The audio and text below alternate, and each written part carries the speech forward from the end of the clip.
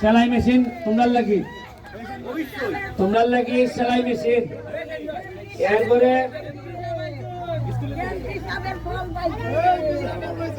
এটা বললাম এটা গাছ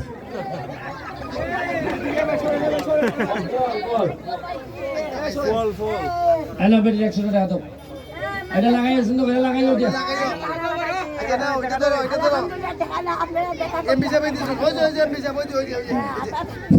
আপনারা একটা কথা দৃষ্টি আকর্ষণ করবেন, আমরা কিন্তু 8-10 বছর ধরে এইখানে এমপি খালি না সোনারগা মাধবপুরের একজন এমপি পাইছি পরে মন্ত্রী।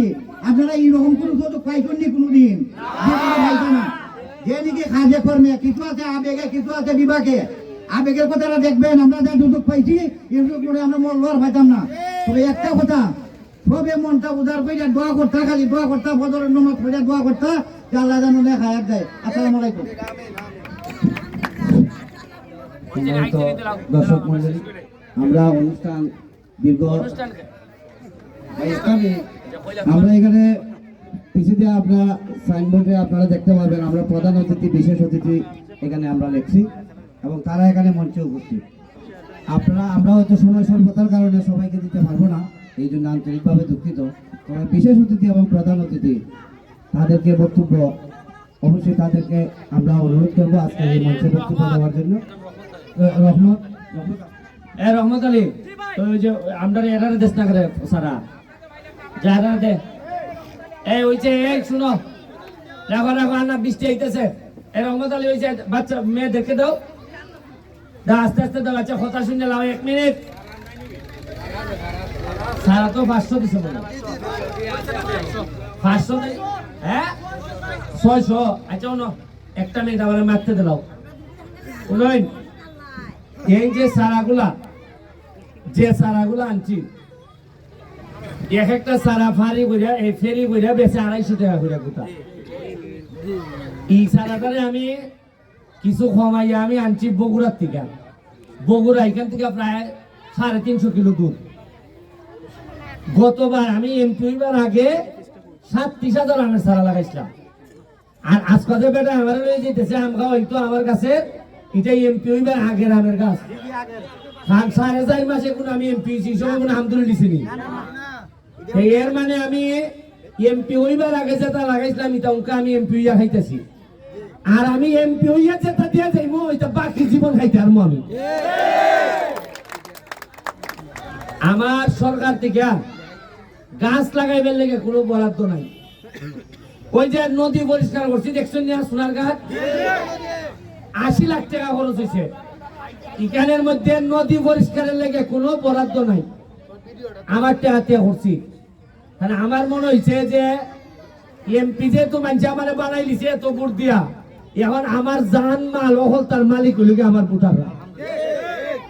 আমি ধন্যবাদ জানাই এখানে যারা আছেন মুরব্বীরা দাতা আমার হালিম মামু, এখানে হইল আমার ইদ্দিস আলী আমার বন্ধু, এখানে নিজাম চৌধুরী সহ যারা এখানে টিচাররা যারা আছেন।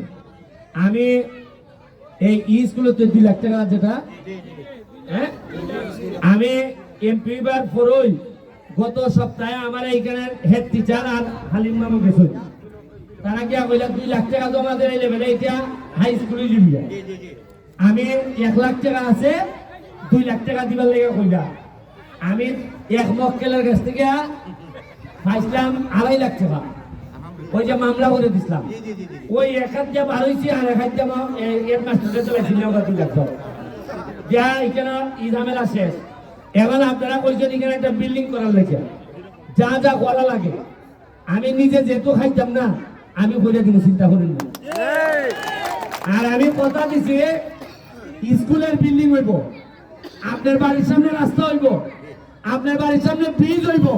তবে ওই তো না খালি সোনারঘাট মাধবপুর একটা ওই ইটই লেগে এমপির কোন জায়গা জমি হইতে পারতো না, আমি নিশ্চিত করে দিলাম আপনারা। আমি এমপি গিরিও করবো। আবার 87 বাজে 3 খেত, ওই তলাই বাড়িতে আরো 2 খেত, এরপরে বাগানি দিয়ে কিছু দখল 5 খেত। এমপি হিসাবে দখল করলে অসুবিধা আছে না। এবার চা বাগানি দিয়ে 9 খেত। এরপরে দেখা যায় যে আমার আগে শরীরে যেটা আছে দেখা যায় এমপি বার পর শরীরে আরেক জাতের তালই দেখা যায়।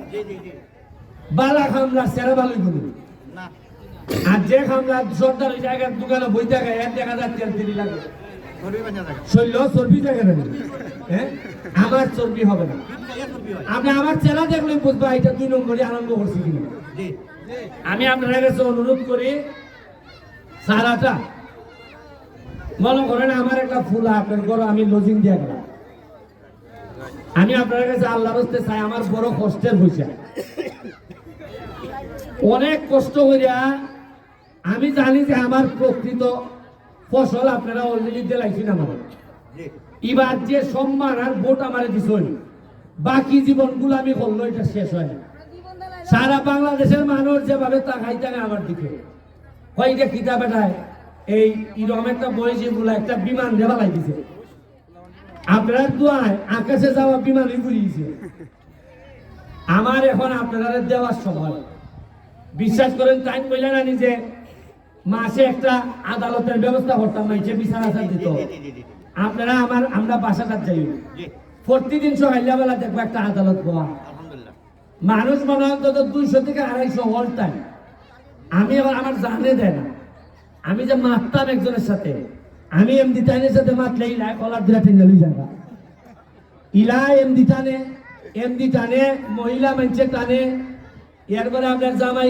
যদি বউরে মারে তালাক না জায়গা আমার বাসা আমি বললাম তুমি তালাক যাও বেটি হয় না না এ জামাই যে এ বড় খাদ্য করে টানাও না মানে না তোমারে মানবো কয় পেটি আমারও কয় পেটি পাই দিলে আমি দিতাম গিয়া জামাইরে বুঝাইতাম তখন যে আমি এমপি খবরের জন্য আমি জানি যে কিতা আমি সইতাছি পড়াশোনার মান খুবই খারাপ আমি এখন আগে রাস্তাঘাট ঠিক করতেছি আমি আগে স্ট্রাকচারটা ঠিক করতেছি এরপরে ধরবো আমি স্কুলগুলা আমরা গুলা বানতে ইংলিশ পারে না বিদেশ যদি পাঠাই সিবারা কায়দা ওইটা সবই পড়ে কোরআন শরীফ কিন্তু এখানে কি আরবি একটা হত হইতে পারে না ইংলিশ আরো দিনই পড়ে দেখা গিয়ে 1 লাখ মুখ দিয়ে বোমা বার হইলো একটা ইংলিশ বার হয় না কম্পিউটার জানে না এই 3টা জিনিস যদি না জানে এ চলতো কেমনে